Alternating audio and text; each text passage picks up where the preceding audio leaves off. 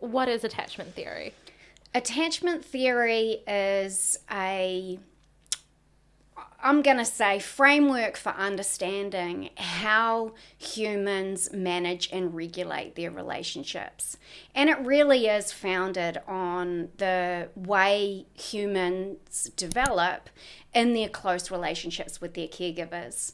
So Bowlby, who's the father of modern attachment theory, theorized that humans are born with an attachment system, and in that, like, we come into life with an attachment system that orients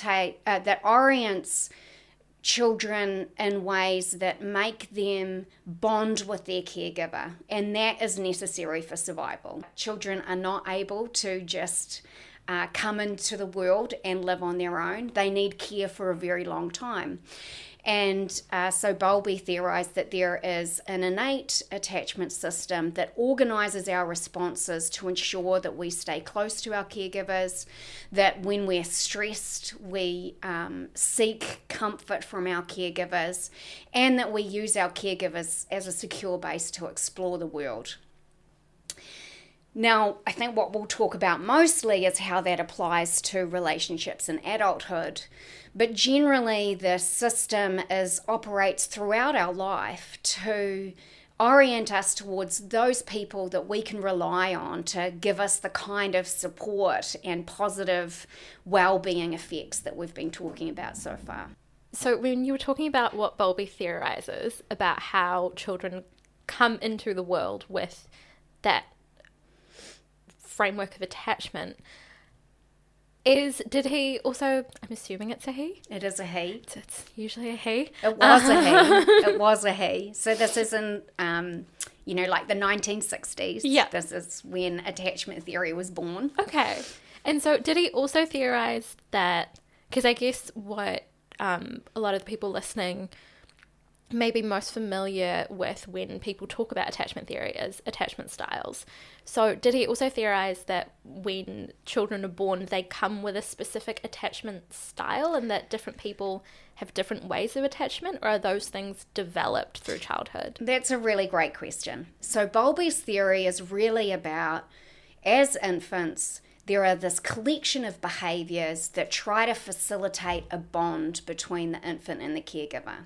When the infant is distressed, the infant will cry, the caregiver will respond and address the infant's needs. The degree to which that pattern across the child and the caregiver develops determines different types of attachment orientations. So the theory was really about how different types of caregiver-parent dynamics are going to create different beliefs and expectations about the world and different ways in which the attachment system will operate. So let me give you an example. Okay. When we think about the most ideal way that parents are going to interact with their children, we think about a child needing something to be fed, to be protected, to be cuddled, and that parents will be responsive. And when provide. we say responsive, we mean that the parent will be responsive to the child's needs, what the child needs.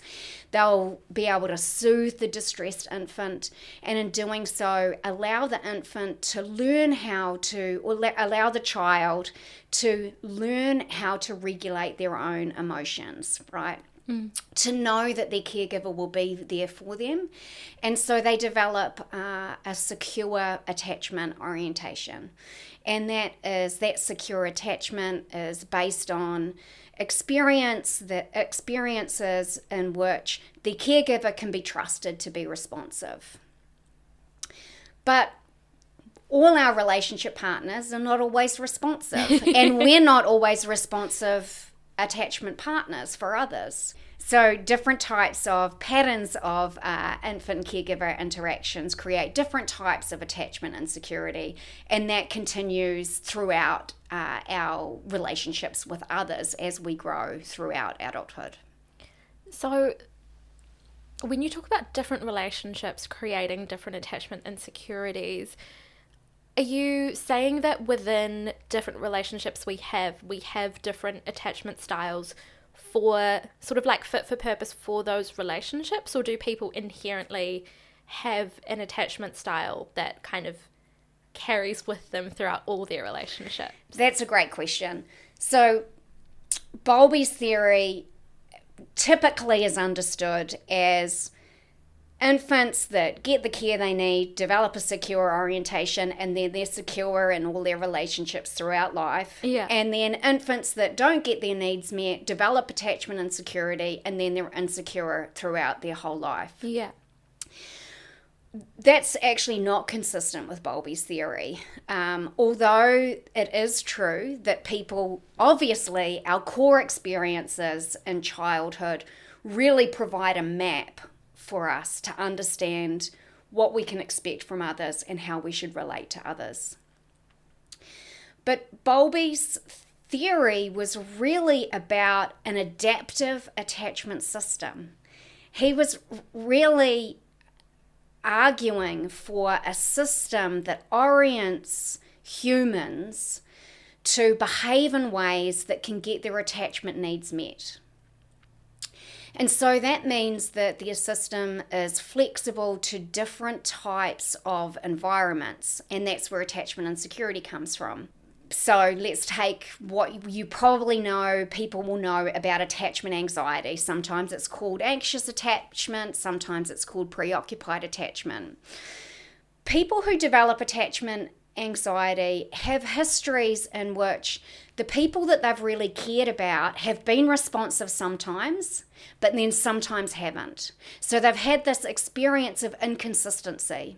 Sometimes, for example, their caregiver might have been very loving and responsive when they really needed that person, that parent, or later on that partner. But sometimes when they really needed support or care, or they were distressed, their attachment figure responded with anger or irritation or neglect or withdrawal. And this kind of inconsistency creates anxiety. Because you don't know what you're going to get. You don't know what you're going to get. The inconsistency creates, I'm not sure at any given moment whether this person I love is going to love me in return and is going to be responsive to my needs. And what happens then is what's called hyperactivation of the attachment system. So I was talking to you about how the attachment system orients you toward other people in times of need. If an infant is hungry or distressed or ill, the infant cries. That's a signal to get care. As adults, we don't cry, but we do all kinds of behaviours that signal that we need care. We seek support. When people have a hyperactivated attachment system, they're doing that more because they're not sure whether people are really, really there. Even when they know others love and care for them, they're not really sure whether the person is going to be responsive when they really need them. And so when they do get distressed, people higher in attachment anxiety tend to amplify that distress. They overseek support. They're seeking reassurance and closeness all the time. And it's really hard to settle people who are high in attachment anxiety because they can never really come back to this point where they feel secure that the person is really there. Yeah, because in those behaviours, I guess, when you're anxious, that comes across as like you being needy or being really insecure in a relationship where the other person doesn't really know how to soothe or placate you. Yes, and so it's very difficult to soothe people who are high in attachment anxiety because there is just this underlying fear that they can't quite relax and let go. They have to hold on to those close to them because at some point they might go away. Yeah. Now, people think about attachment insecurity as this negative, dysfunctional orientation that's irritating and unsatisfying. And it does have negative consequences for sure, which I'm sure we'll talk about. But Bowlby's point was, if you are in an environment in which you have inconsistent caregiving, the best way to get care is to make sure you've got it. So his whole theory is about an adaptive system that adapts to the environment and creates different ways of behaving to get your needs met. For an anxious person, if you are actually in a relationship and where the person may or may not give you support, then you really need to directly get support and make sure you get it, right? Yeah. And this comes back to your other question, which was, well, do you have this orientation your whole life? Yeah. Well, the system is an adapting one, and that means that it adapts to the environment that you're in. And so people don't have just one attachment style or orientation that they kind of doomed with. Yeah, that they're doomed with, or that they exhibit across all their relationships. And that's because not all relationships are the same, and people's experiences change.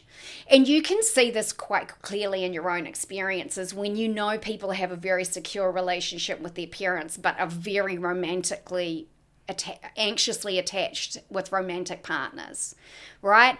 And that makes sense because when you first start developing relationships in a different domain, there are good reasons why you should be insecure, right. There are good reasons to figure out whether you can really trust and be secure. Like, everybody has a tendency towards attachment and security in some circumstances that warrant it, until they learn they're in an environment in which they can be secure. But just the same as people can have distressing relationships, family relationships in their childhood, and have more secure, healthy relationships as they grow up through peers, through romantic partners, through other family members, that lead them to a greater baseline of attachment security. So you can think about all of our experiences creating this general overall attachment style. Don't like the word because a style implies a category that you're that kind of person, but that's actually not how it works. And that we also vary in our attachment security versus insecurity depending on the type of relationship that we're talking about and the experiences that we've recently had. So attachment security does change across the lifespan depending on your experiences. I feel like if there's one thing to take away from the episode, it's that. You can look us up on Instagram, TikTok, Facebook, YouTube, wherever it is that you doom scroll your life away. And if you want to see more of me, you can head to Instagram at Goddess by Night.